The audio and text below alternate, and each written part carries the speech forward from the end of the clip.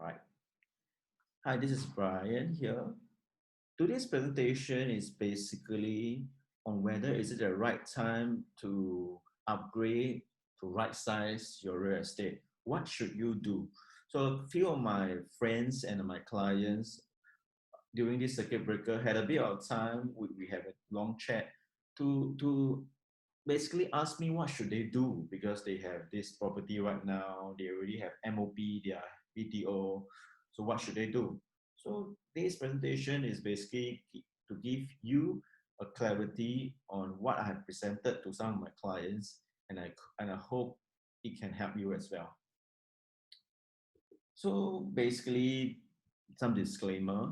While everything I've done to the best of my ability to research, speak to my peers, my leaders, but of course, these are still our own opinion. If you want further information, you can always ask me for more in-depth research about your particular property. Okay. So I will just cover on these few topics. Mainly is it the right time to upgrade? Why should we upgrade? You know, later I will cover on new launch versus resale, which is a big thing on most people's mind. And then lastly, I will give an example of a product. I'm not product pushing today. So if you have any product that you want to ask me, please PM me or call me or text me separately. All right. So let's get right underway.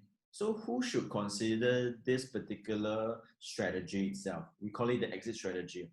Because why we say exit? Because whenever we buy a real estate, I always want to have the end in mind. I don't just want to buy a real estate to stay for X number of years and then we see how lah. We should design our real estate portfolio and not leave it to chance. So this strategy basically applies for first-time buyers and existing owners, which is basically everyone. So you will definitely fall into one of this category. Okay, so first-time buyers, of course,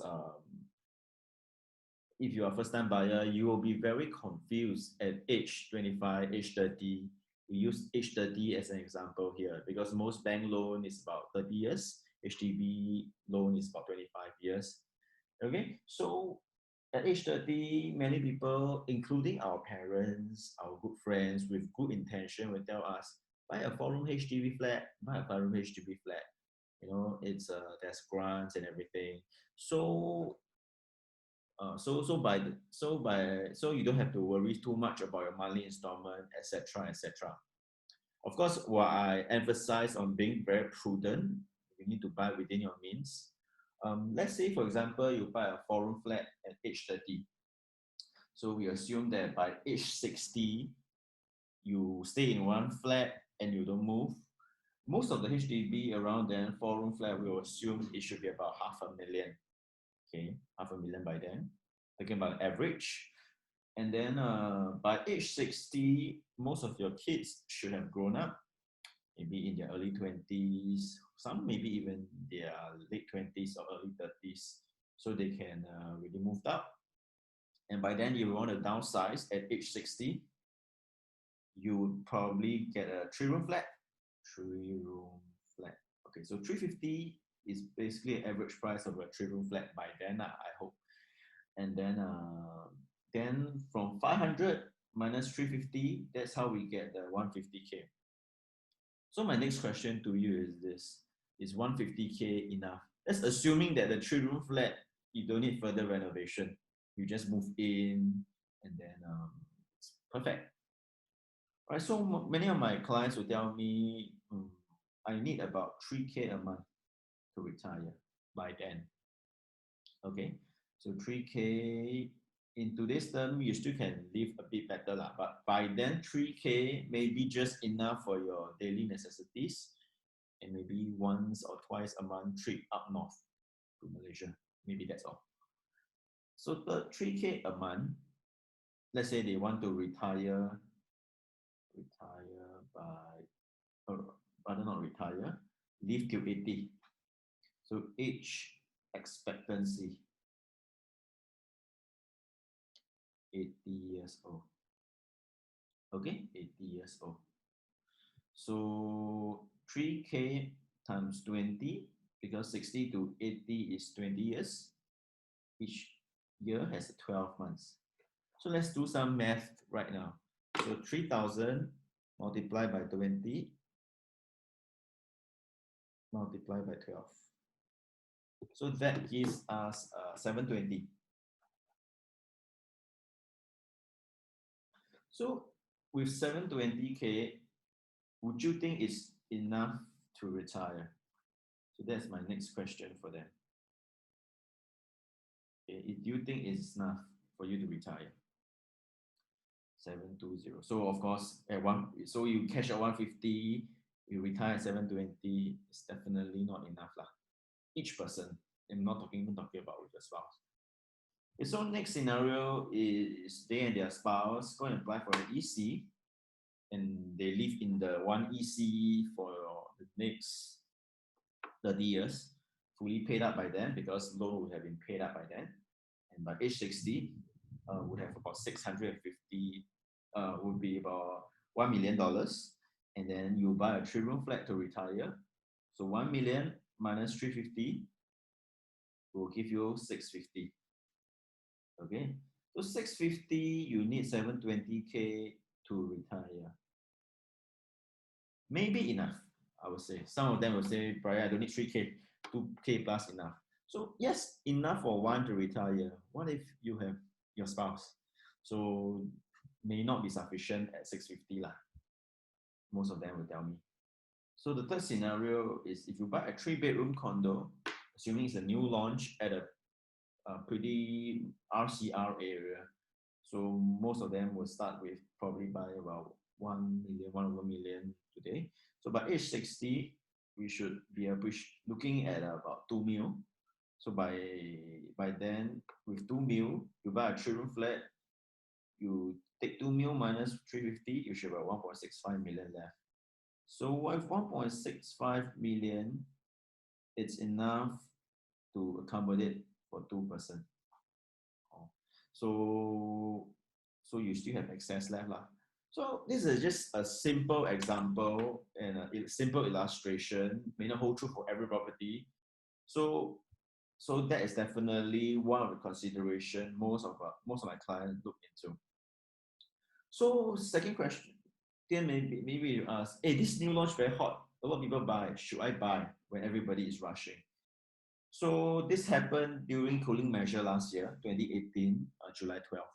So that day, second property owners, Singaporean, ABSD, additional buyer stamp duty, increased from 7 to 12%.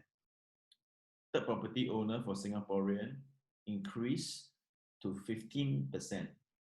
And similarly for PR, second owner, from used to be 10% increased to 15% immediately. So there were huge additional buyer stamp duty increase lah, in the tune of about 5% increase. So that's why there are so many people rushing to show flats on that day to stamp up units. So the announcement was at 6 p.m. By 12 p.m. on that particular day, midnight, over 1,000 units have been sold. All right, and today, and most show flats since 2019 itself, most are pretty quiet. So let's put in our shoes of a developer. Developers are like what? Developers are like sellers. So when the seller of a property sees so many people want to buy their property, what would they do? Would they reduce their price or would they increase their price? So today, what happened is that very few people are coming to show flat. Developers' risk is 200-300 units unsold inventory. Is their risk higher or lower than us as a single buyer? And when that happens, should they reduce their price or rather moderate their price to the market rate, or should they be selling at sky high? So these are some thoughts I want you to have a think through, because developers are very logical people. They want to make profit. But if the market is not rushing, then what should they be pricing their properties at? So right now, of course, most developers are more moderate in their pricing, and I will show you further on into my slides. So exit strategies for sellers, for existing sellers. So I want to go through with you HDB prices because HDB constitutes about 80% of Singaporean household. All right, so HDB Price Index is the graph you are looking at. So you have seen this particular graph from 2005, or actually even before, all the way to 2013. Our HDB prices have been steadily growing up, and our volume, as you can see from the pie chart, is pretty high as well. Yeah, we are selling resale market, more than 25,000 to this one, almost 35,000 in 2009. So as demand goes up, price goes up as well, basic economics. However, what happened closer to 2013 was that in 2011, 2012, our HDB BTO starts to build more housing. So as they start to build more housing, people are not buying from the resale market as much. So as a result, resale market began to soften. You know, if you remember in the market, when I started in the industry, 2012, 2013, people were paying, 2012 especially, COVs, or what we call cash over valuation. So if your property is priced at 500,000, valued at 500,000, if you bought it at 550K, the excess 50,000 would have been paid in cash. So a lot of people don't have this cash, to be very honest. So as a result, people of course want to buy new. They don't mind waiting. So the demand for BTO flats surged between 2011 all the way, actually even up till today. Our BTO demand went up. So because of that, the prices started to fall in 2013. So 2011, as you can see, the prices still goes up a little. But of course, by 2013, the flats, the building of flats have increased even more. So as depicted by the low resale transaction relatively to the previous years. So 2013 onwards, one of the reasons is that the low demand for resale flats caused the HDB prices to drop. So from 2013 all the way to 2020, fell by almost 11.6%, if you can see.